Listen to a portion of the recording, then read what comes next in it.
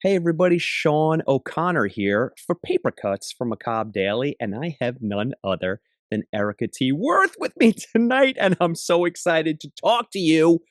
I have been a rabid fan ever since White Horse, and this new novel, The Haunting of Room 904. Woo! Okay, we're gonna get into it, Erika, but thank you so much for joining me tonight. Thank you for having me. It's such an honor. All right, this is the part of the interview where it's like when people sing you happy birthday, because I'm going to go over your accomplishments and accolades, and I understand and I fully respect that it's probably painful to listen to. But let's I won't do be it, like shall we? a party where I cry, I promise. Yeah. Okay, sounds good. Sounds good. Erika T. Wurth's White Horse is a New York Times editor's pick, a Good Morning America buzz pick, and an Indie Next Target Book of the Month and Book of the Month pick. She's both a Kenyon and Sawanti Fellow, has published in the Kenyon Review, BuzzFeed, and the Writer's Chronicle, and is a narrative artist for the Meow Wolf Denver installation. She is an urban native of Apache, Chickasaw, Cherokee descent. She lives in Denver with her partner, stepkids, and two incredibly fluffy dogs, which steals my heart because, full disclosure, everyone, Eric and I were supposed to record a week ago, and my dog Charlie got hold of some fudge brownies, and Erica was an absolute champ and hero because I had to reschedule, and I can't thank you enough. Please, I'm pro Charlie. I'm Yeah. pro fluffy doggy. So I, yes. I'm very much pro fluffy doggy. I love the fact that you have two of them. My wife and I are circling the possibility of another. On a Oh yeah. scale of 1 Yes. to 10, how challenging? In a way, it's almost like when you have another kid, okay, there's another kid, but then they can kind of entertain each other. All right. So I would yeah. And then you feel less guilty when you leave, although sometimes you feel twice as guilty. So there's that. Yeah. Oh my, and look, it's debilitating now, the guilt that I feel. And you know, I've got a Chihuahua mix, so they really know how to lean into the drama and the pathos of it all, and they look at you like, how could you? Yeah. I love Chihuahuas so much. I just love how mean yet slash angelic they are and the way they shake. Oh my God, they're so cute. Their little ears, you know. They are, they're little manipulative devils, and you can't love them enough. So that Yes, welcome to yes, Dog Talk, everyone. You thought you were getting a horror literature podcast. right, All right. right. Don't talk. Er Erica, do me a favor. I like to start all the interviews off with two things. We're going to get to the book in a moment, but do me a favor for the viewers. Tell us a little bit about yourself for anyone who's not familiar with your work.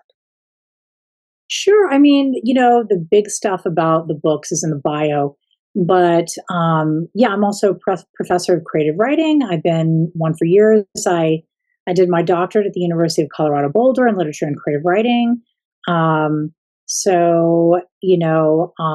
and yeah, like I'm trying to think if there's anything other that's important. I was very much a kind of a literary person for a long time, just because even though I was a nerdy kid, I so desperately wanted to be taken seriously. So I went to school and folks were like, yeah, horror is not serious and science fiction isn't serious or speculative literature, right, isn't serious. And, for a long time, I published a couple books with small presses and, they were kind of like what you call literary. And then I kind of came back around and I missed the nerdy stuff. I missed the elves and the dragons and the ghosts. And, I started to learn more about, I think, story structure too. And I think that's an important part of my trajectory, is that, I really read a ton of like very concrete, more commercial craft books instead of some of the fancier literary ones. And I learned a lot. And then, I started reading what I really wanted to read again. And that was it for me. So Oh, I love that. I love that. Tell me a little bit because I'm always curious. So I understand how you leaned into horror and genre from a writing standpoint, but growing up, did you gravitate toward that or not?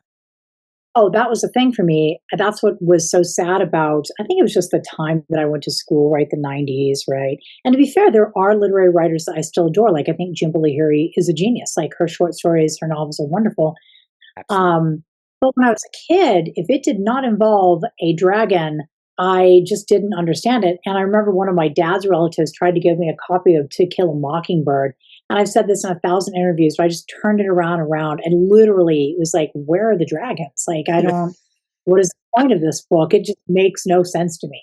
So that's all I read as a kid. And my dad started it because he read me Louis L'Amour and the Martian Chronicles. So, Oh, that's it. Look, that is time well spent. Are you kidding me?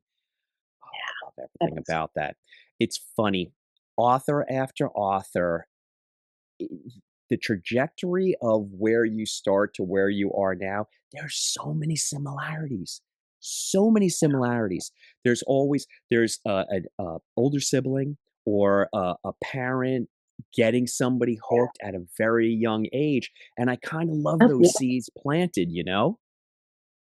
Yep. It Yeah, he definitely did. And, I think what it comes down to is like, I do understand theoretically why, you know, quote unquote genre is often considered like not literary because those magazines were very pulpy as they like, when they first arose, right? And even in as early as the 30s, I think 40s. And, they weren't really about the language or the depth of theme, right? They were kind of about like, these are fun to read and they're like kind of throwaway. But that's not the end of the story. No, not at all, but that's fair. They did lean into the pulp, the vivid colors and, the kinda sexualized aspect of it, the men's magazines during the '50s and '60s, Right. but I Yeah. mean, what where it started and where it is now, and forgive me, and I know the viewers are like, "Here he goes again," but I have to, Erica. I'm always talking about the moment in horror that we're having right now in horror literature, and it's actually been happening for quite some time. It's a bonanza. There are no matter no matter who you are, what your beliefs in, who you are as a person, who you feel you are as a person, you can find something that speaks to you. There's a diverse field of voices out there, whereas Yeah. Yeah. previously, 50s, 60s, 70s, 80s, even though there was an incredible horror boom in the 80s, but Yeah. it was basically all middle-aged white men, you know? And Oh, it yeah. was Oh, kind yeah. kind of one-stop shopping for one kind of, horror experience. The fact that we get so many different voices now, yours being such a distinct and beautiful voice among them, it just my heart swells. It really does. I appreciate that. And I definitely was like a Stephen King baby. I loved everything I read. But yeah, and I think he's a pretty reasonably minded guy. So I think now he might be like, ooh, yeah, maybe that wasn't the best idea with those native or black characters. But yeah, I remember the native characters were they were awful. And it fills with you with a strange kind of feeling when you're a kid and you're native, right? You're like, ooh, gosh, am I like that? And then you're like, well, or is this guy like kind of, he's filled with these kind of stereotypes. And then it kind of makes you sad because you just love this author so much. You just always like, I loved Piers Anthony as a fantasy author, I loved as well. And, when they have these sort of two dimensional representations of people that could be like you, it does make you just kind of like heartbroken a little bit. Yeah, I can appreciate that. So that's why at this moment in time in horror literature, I love the fact that there are just so many avenues for anyone to go down and they can land somewhere and be satisfied. And there's so much good literature out there, Right. especially in Right. genre. So it's good times, and I'm cautiously optimistic that there's no end in sight. Touch wood. Yes, yes, yes. Let's get into the book, shall we? Absolutely. All right, do me a favor. Tell everybody what the haunting of room 904 is about. Give everyone a short encapsulation of what they can expect. Yeah, the log line for White Horse is kind of simple in a way, right? A young woman hates her mother, or a woman in her 30s hates her mother because she thinks she abandoned her. She touches a bracelet. Her mother's ghost starts to haunt her. The log line for this is a little more complicated. So I've tried to boil it down to something like, a woman has 3 weeks to solve a paranormal crime in a paranormal hotel or her mother dies, right? So that's the simple log line. But the more extended one is, Olivia James is she's a PhD candidate in psychology. She's about to finish it up. Her mom and her sister have always been very, I see things, I see people, and I believe in the paranormal. And then her sister, has had drug problems and she's sort of reformed. And unbeknownst to Olivia, she's kind of getting involved with this organization that's kind of a cult. And so when Olivia is about to graduate, her sister calls her up and she's like, come to the Brown Palace, which is local to Denver, or I'm going to die. She's like, chill out, come join me. I'm drunk. You're ridiculous. And she wakes up to a vision of her sister's ghost. And she realizes her sister has ostensibly committed suicide in the infamous room 904 in the Brown Palace. This turns Olivia's powers on, if you will, and her academic life falls apart. She and her best friend Alejandro become paranormal investigators for a living. And, 5 years later, Brown Palace calls her and says, hey, we want you to solve the paranormal crime that occurs every 5 years in room 904, where a woman seems to materialize. The ghost that's always haunting this room watches as she kills herself, and we can't control it. Nothing we do stops it. And she's like, absolutely not. But when they say, well, your sister's in there, she's like, absolutely not. But then when her mother appears in 904, she knows, ooh, I've got to solve this or my mother's going to die. So, yeah. It becomes a real ticking clock novel, which I love. And the Yes. stakes couldn't be greater. So, okay, I have so many questions. Let's start with, okay, I always start with, where did the idea come from? Yeah. Yeah. I have to say, it's funny because, for example, the clock um, conceit, it came from Chuck Palahniuk's craft book, right? He's such a wonderfully weird writer and weird thinker and such an interesting guy. And, he's describing as somebody who's like in some ways seen as literary, in some ways seen as commercial, right? And he's describing like how a clock works. And I remember reading and thinking, oh, my next novel, I want to do that.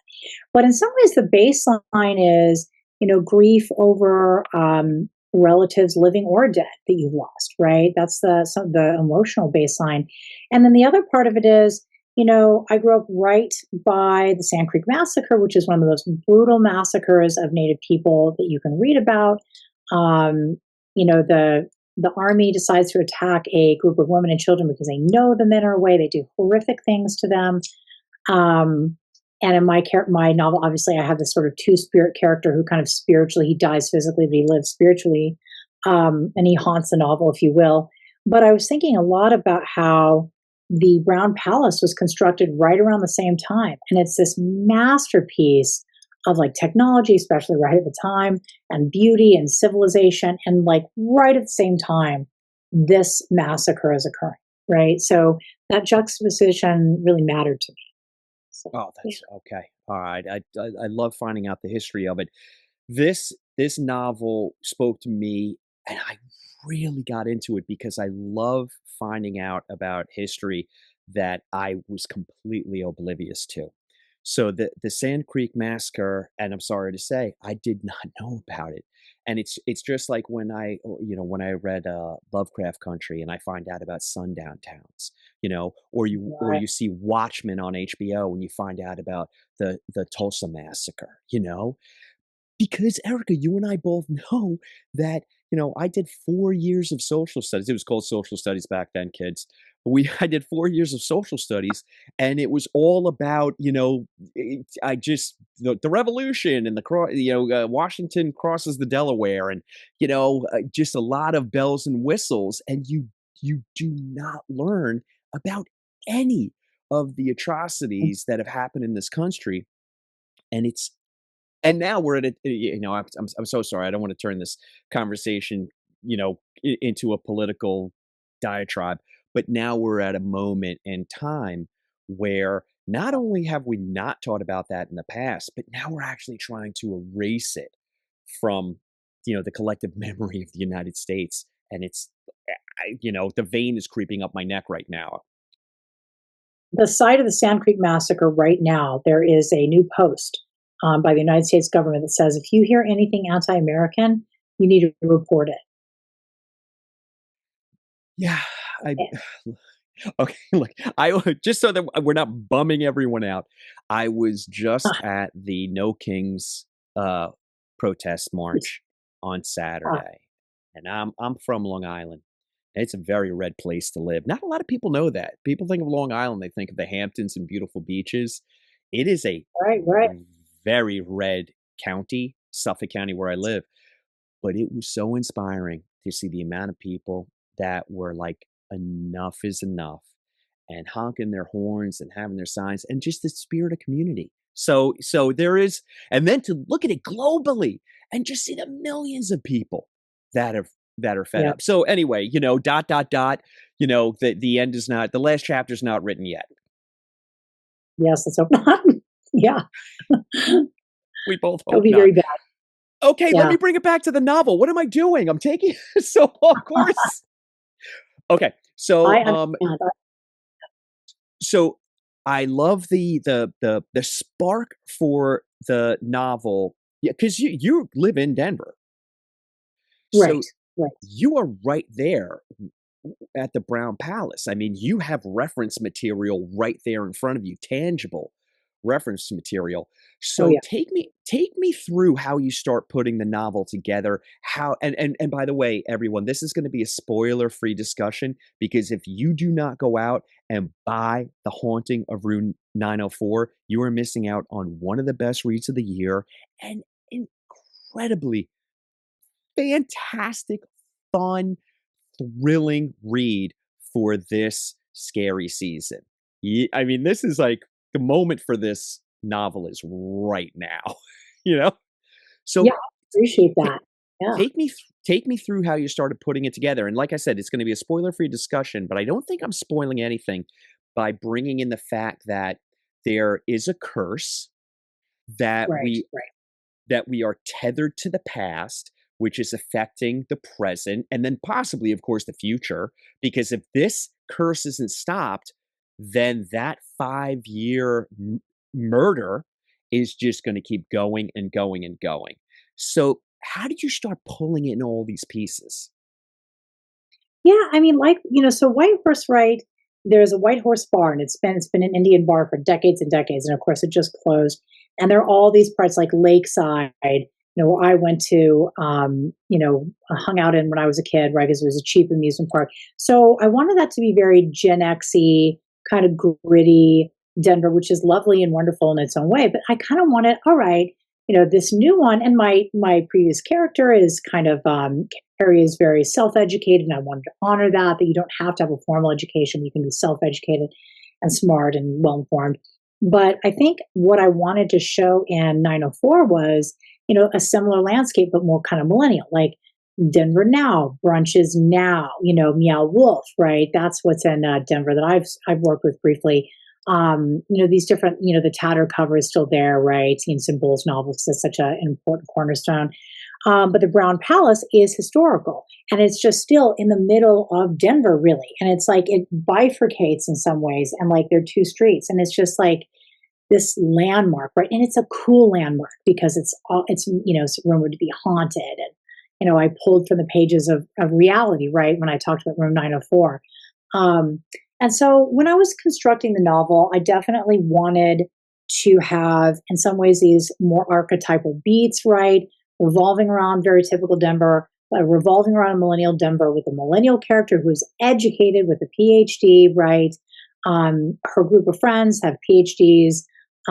Some of them are Mensa members, right? They're all these native women who are like Sex in the City kind of native ladies that are very funny and different in their own way. I also wanted it to be a queer novel. I thought that was, just kind of important to put in there.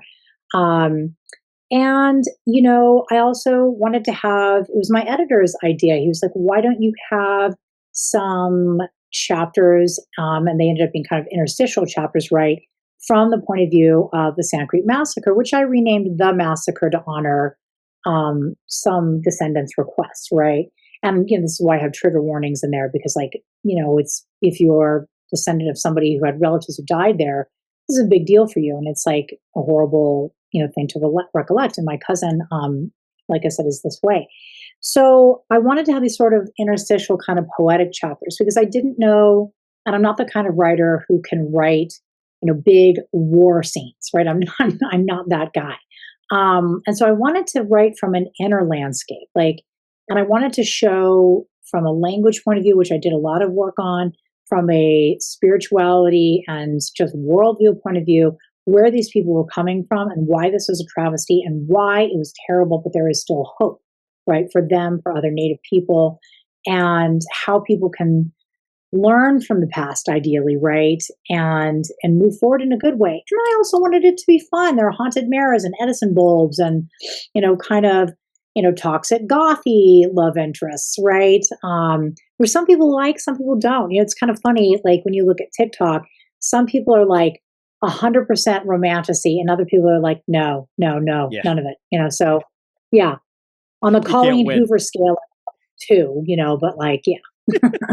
Yeah, you can't, but I love the relationship between Olivia and Alejandro. I think it's a it look, it rings true. I think it's great. I think you nailed it. Okay. When I have authors on, I always love to I have 2 questions that I love to ask. The first being, when you were writing the novel, did you ever write yourself into a corner that you couldn't get your out of? You had to backtrack? I've thought about this question so many times because I've seen people ask it, and I'm like, God, that's a great question. And I'm not even sure if I have an answer. I do know that the plot for 904 was really massive to handle. And I think there are writers out there who are like, I'm just anti narrative, I'm postmodern, I don't care about structure. And I do care about structure. And I do care about language in terms of how it's moving you through the story. I think it should be poetically moving you through the story at turns, but I do care about that. And so, and I love, these things that are really delightful for me, like clocks, red herrings. They're delightful because A, they're really fun. And B, because as somebody who is, around literary folks for a long time, they valued none of it. They didn't value story. They didn't value any of these tricks. They would be like, these are very manipulative things to do to a reader. I'm like, yes, I think they know them. I think they're aware that they're reading it to be manipulated and it's okay, right? Yeah. So I wanted to construct 904 with a lot of complexity, red herrings, a clock, all that. But yes, there were many, many times where I was like, oh my fucking God, I got to go back and I've got to fix 5 things now. And my now former agent, she really disliked the idea of some of those red herrings. And I was like, no, no, I think I just need to make them better. But boy, did that take some doing. Let me tell you something. So Eh, that's impressive as hell. Cause yeah, I mean, just the more you're putting into it, it just exponentially you're like, "Oh, I have to keep all these spinning plates going," and there are so many spinning plates, and viewers, I'm telling you right now, every single one of those plates is delicious. It is such this novel really kicks off out of the gate. It's a little bit of build up, but boy, do we get rolling, and it does not stop until the last chapter. So, I mean, it is I know it's such a cliche, but it really is a ride. It really is, and I was just flying through pages. You kept me up a couple of nights. It's not your fault, that's on me, but you kept me up a couple of nights because 'cause I'm like, "One more chapter. One more chapter." When you find a book like that, ooh, I mean, it's catnip for a reader, for a horror lover in general. Let's I talk appreciate that. And I about worked really hard on that. Yeah. oh, yeah, no, and it shows. Erica, it Yeah. shows the care, the research. I love the way you write too. Your prose, your structure. You kinda answered the question for me because I always ask my authors, "Are you more of a pantser or a plotter?" And it seems like you're very much a plotter. I'm both. I actually don't think it's a versus thing. I Okay. think that anybody who is a successful pantser and like they still understand structure, it's probably because they've written a bunch of novels, even if many of those weren't published, and they understand those basic beats, right? For me, I think what I do is I have the basic beats so that I'm not just like going everywhere the way I do when I talk. But then, I allow for change, right? Like if you don't have a map of where you're going, you're not going to find the treasure. But at the same time, you're going to have all kinds of moments where like you're wrong and you'll have to figure out more and you're going to have to back up and rewrite it. And I think that's part of the pleasure of writing. It doesn't have to be this sort of like, you're driving with your eyes closed at night, right? Yeah. You might be driving at night drunk, um, as the metaphor spins out of control, but you know where you're going. I don't know. I love the metaphor. Okay. Was there ever a moment where one of your characters did or took you somewhere that was just absolutely shocking and surprising?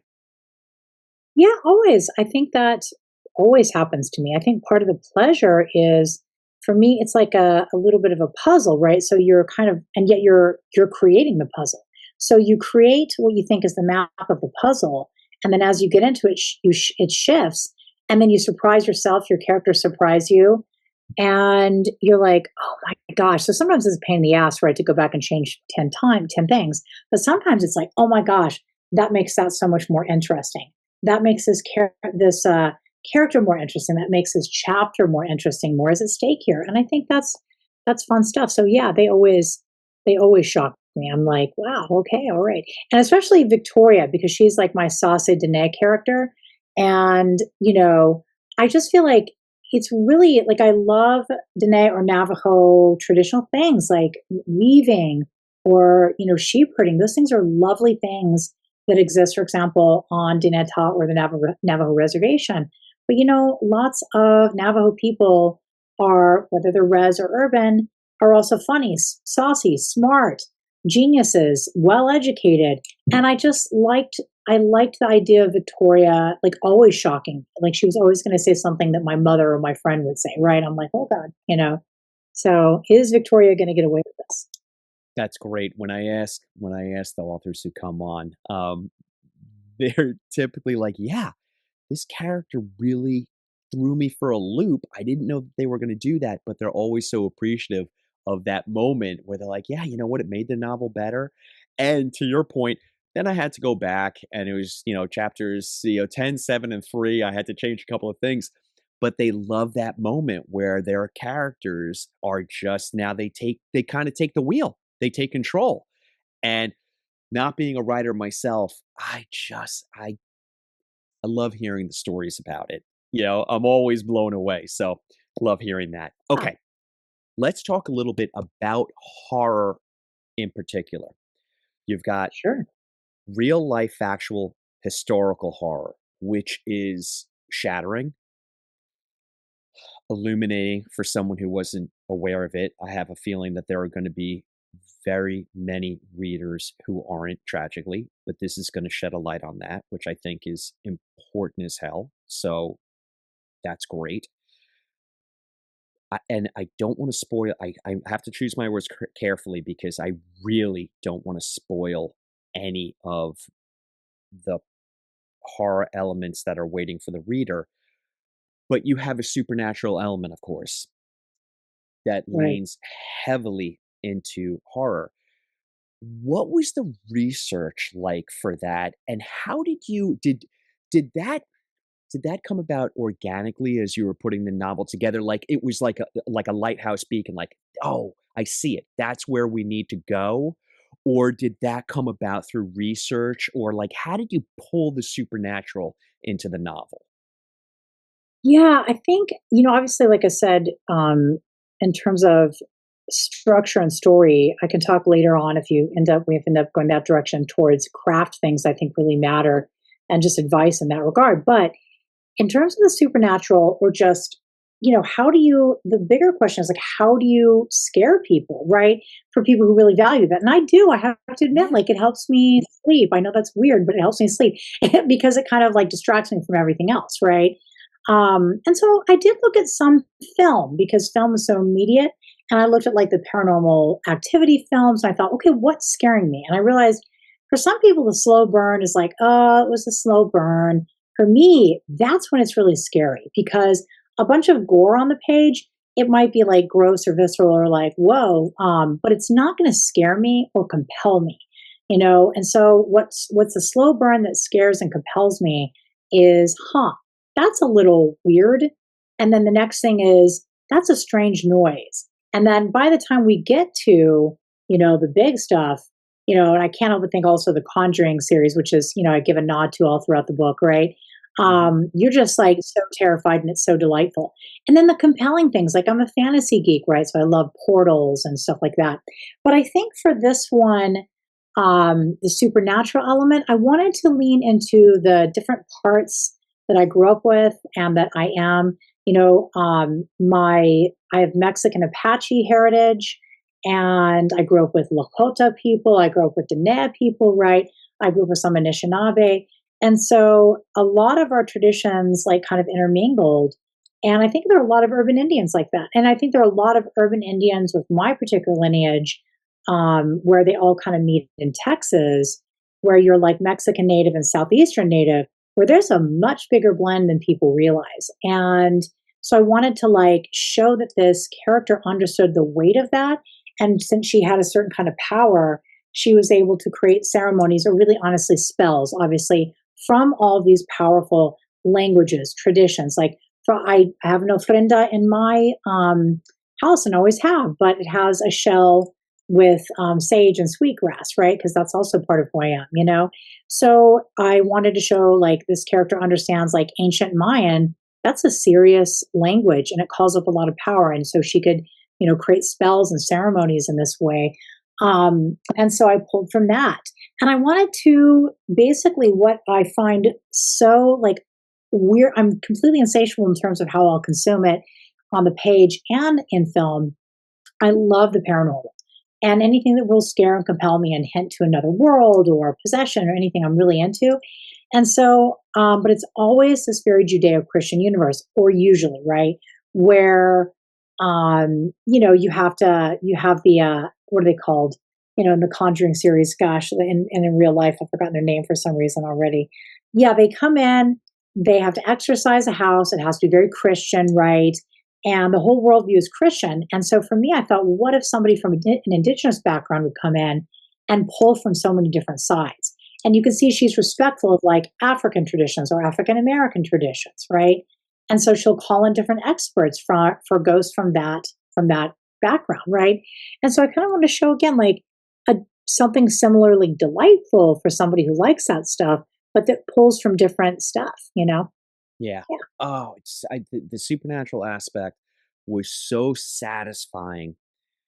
I do wanna point out, and again, I always have to watch my words because I don't wanna spoil anything, but this is also for the tragedy that starts the novel and the stakes that are involved all throughout the novel, but this is a very hopeful novel as well. I do wanna point that out, without like I said, without giving anything away.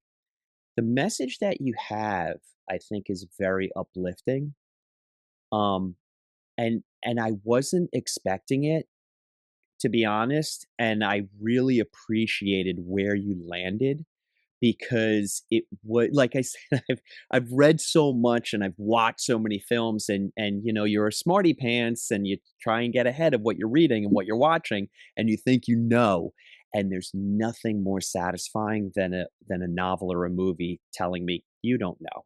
This is what I want to say. And right. it really I just wanted to point out that for the viewer, this is a really it's a heartfelt novel, and it does have a lot of hope in it, but it will scare the pajamas off you as well. I mean, you really do know Yeah, how it's really to. funny how isn't that great? I'm sorry to interrupt you, but I love that so much, is all I was gonna say. I love that so much. Like, anything that could do that, I'm like, "This is the best novel." I don't even know what's wrong with me, but I'm not gonna fix it. No, I'm don't! sorry, because yeah, Don't you dare fix it. It really does. I mean, it is going to, look, it'll turn your hair white, but it it will also it'll fill your heart and it'll lift it up too. I'm getting into spoiler territory, so I'm gonna shut my mouth.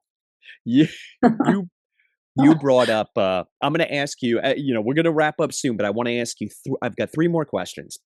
yeah, The first is you mentioned craft, And I would love for you to just give a piece of advice to any, prospective authors out there, anybody who's thinking, has an idea, and it just is like, "Oh, I think I'm gonna do it. I think I'm gonna do it," but they haven't, you know, gone over the barrel yet. What advice would you give them? Yeah, I'm a very like in the native community, people will know me for like, do they need an editor? Do they need an agent? Do they need just someone to vent to? And I will be that guy. It's important to me to do that, right? But I think just individually and on your own, what I can say is there are lots of great literary craft books like by John Gardner, for example, and they're still great. But I think that, these novels that really knock it out in terms of concrete advice, or not, I'm sorry, not novels, but craft books, really do matter. And they, like, people will be like, oh, save the cat. Yes, it's so cliche. It's not cliche. It tells you where people generally put the things.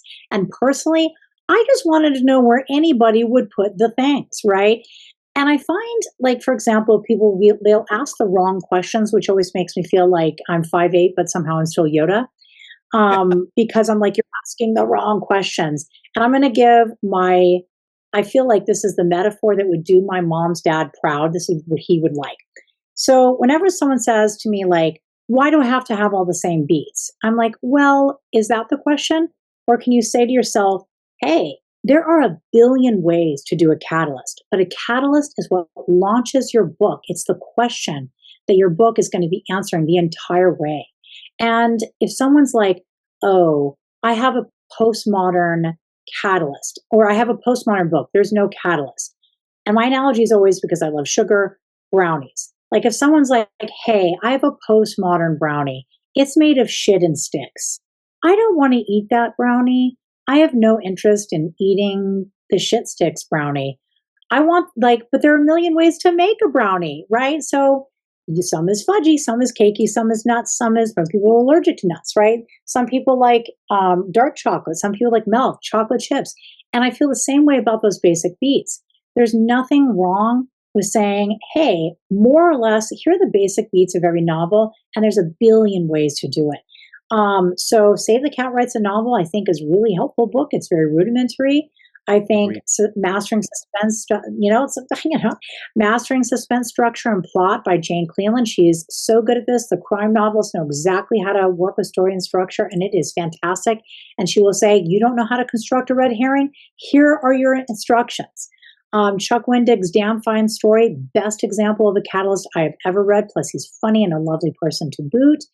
And then I love my friend Ben Percy's Thrill Me. Like, I love that book. It's so great. It says, okay, this is what I learned from literary. This is what I learned from martial or genre, right? And here's how to take from both. And the last resource I'll give is kind of a weird one because there's no craft book like it.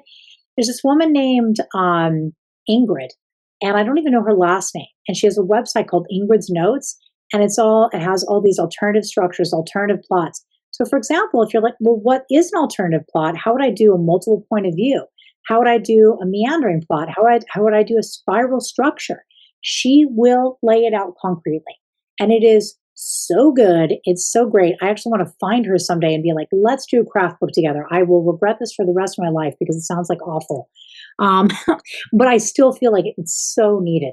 So, yeah, that's the stuff that I'd say. And then also, like, when you're going to write something, you got to find beta readers, and you've got to find a community, and you've got to find a way to put stuff on your resume. If you're a literary writer, you want the MFA. If you're a non-literary writer, you might want it. Or if you're literary and commercial, you want to go to these workshops. Like, again, the more literary ones are Ten House, Swanee, Breadloaf. That's very, very literary. And then there's Clarion, there's West Clarion. Take these classes, learn from people. Put this on your little resume, craft your novel for years, read lots of novels, and lots of novels that aren't in your genre, that aren't anything like yours. And really work on the work and be honest with yourself about who you are as a writer. Have you put the work in? Do you have enough on your resume to get that agent and then that would get that publisher? Because agents take 2% of all people that query them. And then within that, Big Five publishers, and I think the adjacent like Grove or Blackstone, they take 2% to publish. It is rough out there. And so you gotta, it's arbitrary, but at the same time, if you're going to beat the odds, you have to gamble again and again. But you've got to have a resume that's going to get you through the door, and then you've got to have a manuscript that's going to, get you through the next door. So yeah. That advice is fantastic. So appreciate it, and I know the viewers are so appreciative of that as well. Okay, we're gonna wrap up, but I've got 2 more for you. Ready? Yes. Can you give us 1 novel, doesn't have to be horror, and 1 film, but the film does have to be horror, that you could Okay. recommend?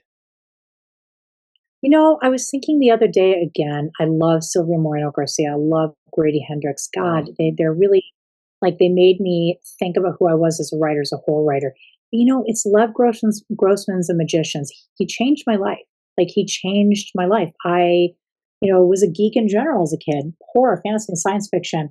And someone was kind of seeing at the time. I almost, he was like, you should read this, Erica, and I almost like it was due. And so I opened it and just, it opened the doors to Narnia forever for me. Oh, Like as an adult, it was an adult, take it back to Narnia. And I was done.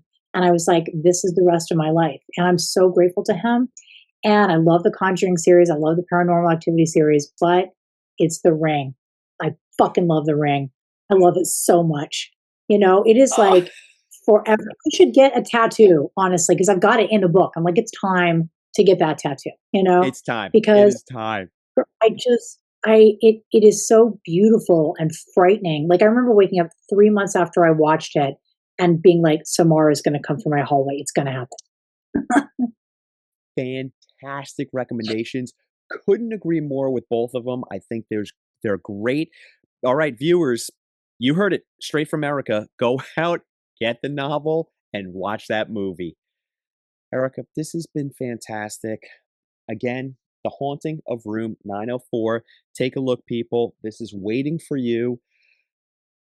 I had mentioned that it's the perfect novel to read during this scary season, but honestly, it's the perfect novel to read at any time. It's just damn good writing and an incredibly gripping story. Everybody, please go out and get it.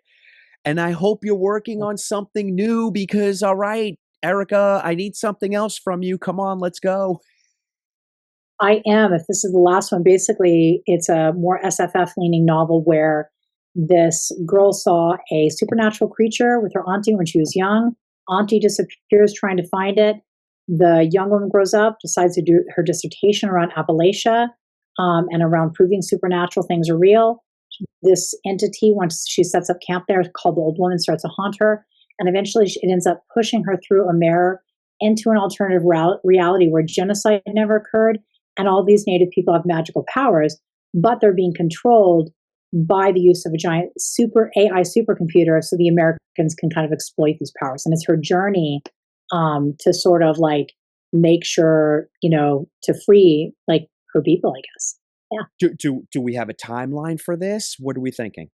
Oh, but as soon as I can sell, my current agent is, I just signed with Mark Gottlieb at Trident, and he basically tells me that as soon as I sell 10,000 in print copies of 904, he will feel comfortable trying to sell the next one. So I'm like, dear God, I hope I sell 10,000 in print very soon, Did you hear that, because everybody? Mama needs Get the to new Louis buying. Vuitton purse. Yes, exactly.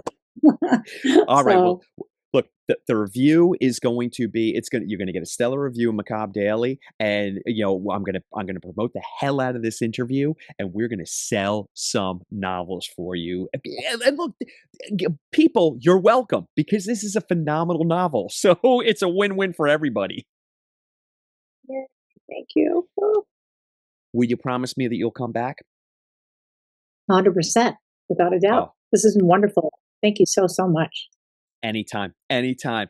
Everybody, Sean O'Connor from Macabre Daily. The novel again is The Haunting of Room 904. Erika T. Wurth, you are just an absolute gem, and I enjoyed every second of this. Thank you so much. Have a great night. Take care.